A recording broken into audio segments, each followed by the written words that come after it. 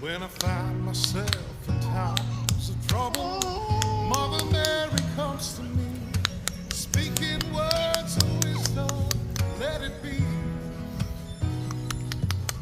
And in my Chị Đà darkness, she Chị is Đà standing right in front Ê chị Đà speaking Chị words Đà of ơi wisdom, let it be.